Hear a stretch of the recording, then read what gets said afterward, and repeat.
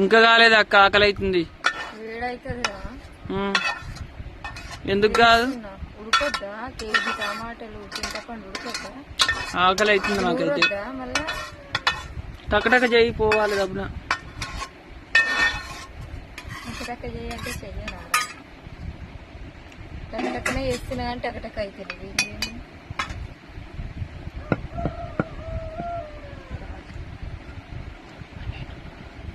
వేడ మీద పడతాడు. మంచి పసుపు వేసినావా? వేసిన అట్లా అనిపిస్తలేదా? వేసిన కొంచెం ఎక్కువ వేస్తే మళ్ళీ పసుపు వాసన వస్తాను. అందుకే పచ్చ కొడుతుంది, కొంచెం కొడుతుందా?